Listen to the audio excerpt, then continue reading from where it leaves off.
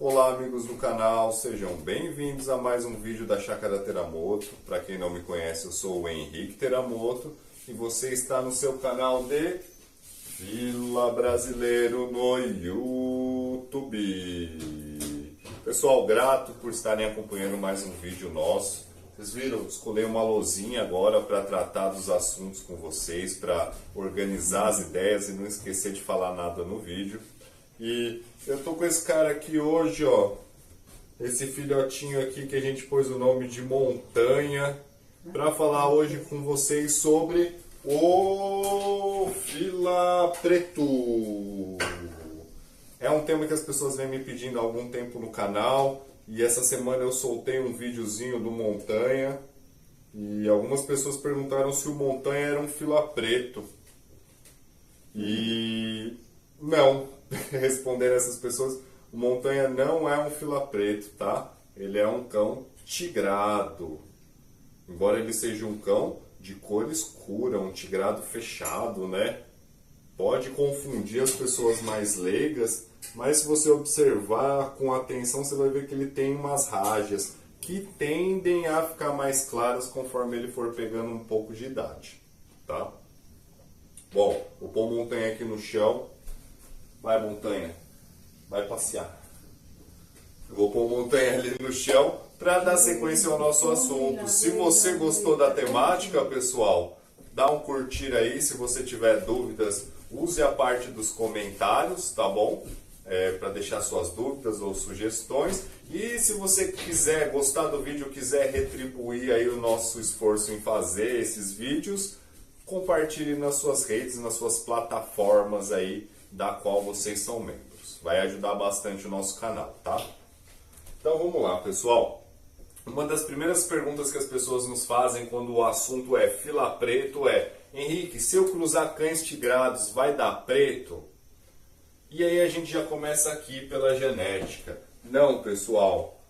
O locus que faz com que os cães sejam da cor preto ou preto sólido é o locus K, tá?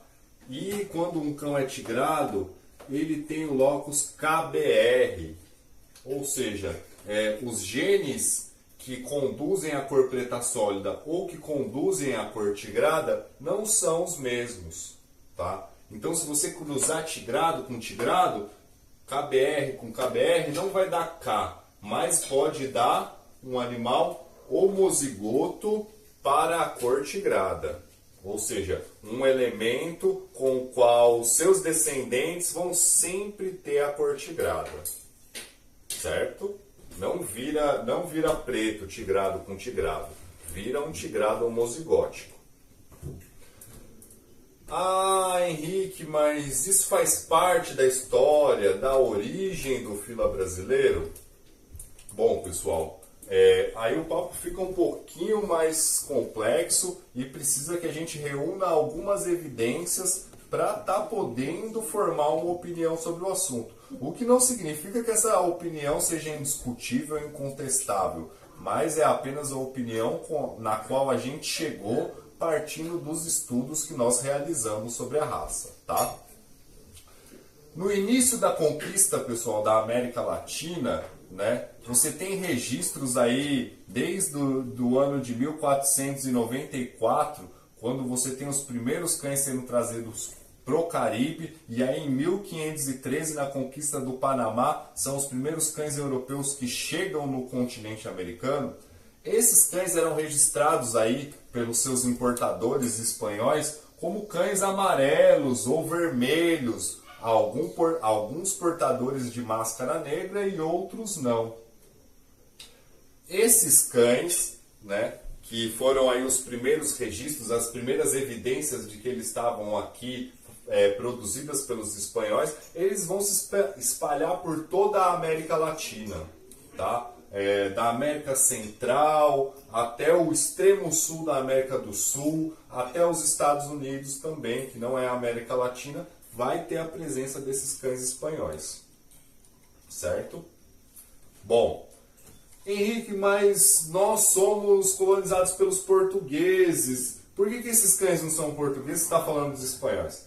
Estou falando dos espanhóis, pessoal, Porque são as pessoas que deixaram evidência para a gente no início dessa colonização de que tinham cães e que esses cães possuíam determinados tipos de cores, que esses cães vão sair do controle logo no primeiro século de colonização e vão aí vagar por todo o continente em grande número, até mesmo gerando prejuízo para os colonizadores, que eram os caras que tinham trazido esses cães no início aí dessa história. Esses cães que vão fugir do controle, que vão gerar grandes grupos com dezenas, centenas, em alguns locais com milhares de indivíduos que causavam prejuízo aos colonizadores que se prestavam a trabalhar com criação agropecuária em geral, esses cães vão ser denominados pelos espanhóis de cimarrões. Hoje cimarrão é uma raça, mas naquela época era qualquer cão de qualquer cor que não tivesse dono e que retornasse ao seu estado selvagem. Tá bom? Por que eu não cito os portugueses nesse período inicial das nossas pesquisas? Porque a gente não encontrou evidências de cães sendo trazidos pelos portugueses aqui para o Brasil nesse momento. E em 1540, você já vai ter cães sendo registrados na mão de representantes da coroa portuguesa, né? Que eram os bandeirantes paulistas. Em 1540 vai ser o primeiro registro em território português de cães descendentes dos europeus, e eles vão estar na mão desses paulistas que tinham contato também com os espanhóis. Bom, até o século XIX, pessoal, não há nenhuma evidência que os portugueses tenham trazido pessoalmente cães para a América. Embora tenham vindo aí pessoas do Caribe, né, das Antilhas, que vieram ajudar aqui na nossa colonização. Porém, nenhuma delas registrou, escreveu em nenhum papel, deixou nada que nos faça crer que eles tenham trazido esses cães, embora eles possam ter vindo, tá? Mas aí a gente fica só no campo da conjectura. Bom, a partir do século XIX a coisa muda de figura. A partir do século XIX a gente vai ter não só o termo cão de fila sendo usado com mais frequência devido ao aumento do número de pessoas letradas que vêm junto com a coroa portuguesa para o Brasil, estão lá fugindo das guerras napoleônicas, e quando a coroa portuguesa chega aqui em 1809, ela traz toda a sua corte. E um bando de pessoas que conheciam a escrita, que estavam familiarizados com os termos utilizados pela coroa portuguesa, que vão fundar as primeiras universidades brasileiras, e a partir de então o cão de fila passa a aparecer em diversos textos aqui no nosso país. E não só o termo cão de fila passa a aparecer no nosso país, como passam também a aparecer cães que são importados da Europa e que vêm para o Brasil para serem dados como presentes para esses nobres, cães que vêm para o Brasil que passam a serem bibelôs entregues a essa realeza e nobreza que se formava a partir de então. Tá? Não é à toa, pessoal, que nesse mesmo século XIX, né, falei da importação de cães de seleção moderna, a gente tem evidências para afirmar isso, tá? Vai ser também o início dos registros de cães da cor preta. Então, se a gente está falando de fila brasileiro, os seus ancestrais diretos são os chamados cães de fila, que até então não tinham uma preocupação nenhuma com relação à cor ou mesmo à aparência dos cães. Mas, no século XIX, você vai ter o primeiro registro feito pelo Richard Burton, onde ele vai descrever uma cadela chamada Nega, né, que vivia aí fazendo companhia a um viajante no Vale do São Francisco, e que ele descreve como um cão mastife, um termo em inglês, da cor preta. Então, se a gente vai falar da ancestralidade do fila brasileiro, dos cães de filar, pelo menos a partir do século XIX, a gente tem evidências para afirmar que existiam cães de fila da cor preta. Tá? Então, não tem como negar, a partir do século XIX, que a ancestralidade do fila também pode ter contado com cães que tinham a cor preta. Bom, a raça não começou a ser selecionada no século XIX, mas apenas na metade do século XX. Tá? O primeiro padrão do fila brasileiro ele é da década de 1950 e nesse padrão o fila preto é aceito. Existiam cães nas fazendas da cor preta, esses cães vão ser selecionados, alguns exemplares deles vão ser selecionados e vão participar do início do studbook da raça fila brasileiro, e esses cães vão continuar aí existindo num percentual de 1% dos cães registrados, sem problema e sem grandes polêmicas, pelo menos até a década de 70. O que aconteceu entre 1950 e 1970 que vai mudar essa visão, ou pelo menos vai mudar essa aparente tranquilidade em você ter um fila preto? São as denúncias de mestiçagem na raça, pessoal. Entre os anos de 50 e 70, tá?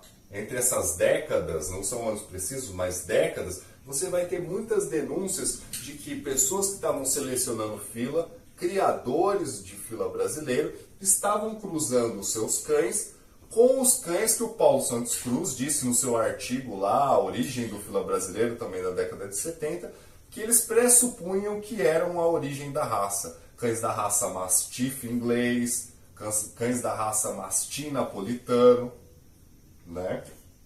Então, nesse período, nessas décadas, você vai ter muita polêmica em relação à introdução de raças europeias que estavam sendo colocadas no fila brasileiro pelos mais diversos motivos que você possa imaginar. Essas denúncias, essa polêmica, esse burburinho que acontece nessas décadas vai fazer com que surja a Comissão de Aprimoramento do Fila Brasileiro, o CAFIB, né? O mesmo nome que carrega hoje o clube, que surge da comissão. E o CAFIB, no final dos anos 70, vai redigir um novo padrão, denunciando essas mestiçagens, denunciando essas misturas, e nesse padrão dos anos 70, ele passa a não aceitar mais o fila brasileiro da cor preta. Nesse novo padrão que é redigido, o preto não é mais bem visto. E a partir de então, você começa a atribuir aos filas brasileiros da cor preta uma possível mestiçagem ocorrida aqui nesse período. O fato é que os cães de filar preto já existiam, pessoal. Não dava para negar que pelo menos desde os anos 1800 há evidências que provam que existiam cães de fila preto, tá? Mas esses cães de fila preto, que passam a ser registrados a partir de 1800, coincide também com a abertura dos portos e o início de importação de cães da Europa que eram dados de presente aí a essa realeza, a essa nobreza, a essa classe aristocrática que começava a ser montada aqui no Brasil. Então, vou caminhar aqui para a conclusão que a gente chega a partir dos nossos estudos, é de que de fato existiam cães de filar preto desde o século XIX. No início da raça, a cor era aceita, mesmo que com um percentual bem pequeno do total, apenas 1% dos cães registrados tinham essa cor. Contudo, esse elemento da cor sólida preta não nos parece ser um elemento indispensável para a formação do fila. Puxa, por que eu tô fazendo uma afirmação partindo das nossas pesquisas, tá? Não estou dizendo que é a verdade, pessoal. Mas pelo que a gente pesquisou, pessoal, os cães que possuem a cor preta, embora presentes há séculos dentro aí desse grande panteão de cães que a gente tem num país de tamanho continental como o Brasil, embora eles possam fazer parte do que é o fila brasileiro, eles não são um gene necessário para a formação da raça. Com o passar das décadas e da seleção da raça fila brasileiro, foi-se chegando a um fenótipo desejado, foi-se chegando a um comportamento desejado, e o que foi observado nessas décadas iniciais de seleção é que o cão preto, o cão de fila preto, o fila brasileiro preto, ele tem uma certa falta de consistência quando o assunto é perpetuar essas características que foram escolhidas para o fila brasileiro. Ora, o cão preto não tem a morfologia ou o comportamento desejado, ora ele tem, mas os seus descendentes não carregam as mesmas características.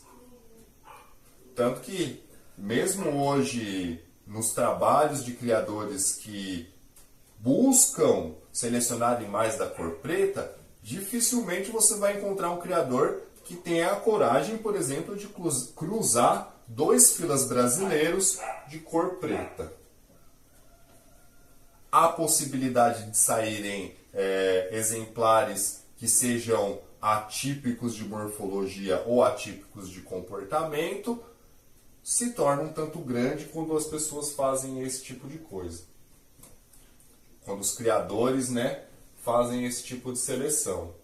Então, sempre o preto hoje, quando a gente vê, está associado a um cruzamento feito com outro cão, geralmente baio, amarelo ou avermelhado, que é muito típico, que traz ali uma consolidação de seleção, tanto morfológica quanto comportamental.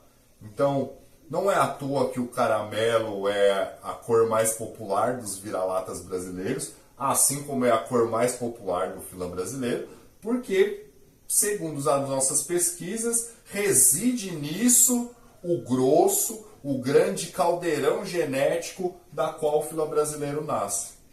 Sendo cães da cor preta sólida presentes pelo menos desde o século XIX, mas contudo, no século XIX, para nós, a genética que vai dar origem ao fila brasileiro, que vai trazer as características que nós selecionamos como raça fila brasileiro, já estavam aqui presentes no nosso país. Pessoal, pode ter deixado um monte de dúvida, pode ter um monte de gente aí que assistiu esse vídeo e que vai dizer: olha, Henrique, você está errado. E a gente está aqui para ouvir vocês e para nos questionar sobre os questionamentos que vocês vão fazer. Então, se você achou que eu falei alguma coisa aqui que não tem nada a ver, deixe nos comentários. Se você achou que o vídeo é útil, por favor, partilhe e ajude o nosso conteúdo a chegar a mais pessoas. Esse aqui foi um pouquinho da exposição que eu preparei para hoje para falar com vocês sobre o fila preto e a gente espera que vocês tenham gostado. Eu planejava mostrar o montanha de novo aqui no final do vídeo, mas ele saiu andando e foi embora. Então, beijo no coração de todos, pessoal. Bom final de semana e até o próximo vídeo. Tchau!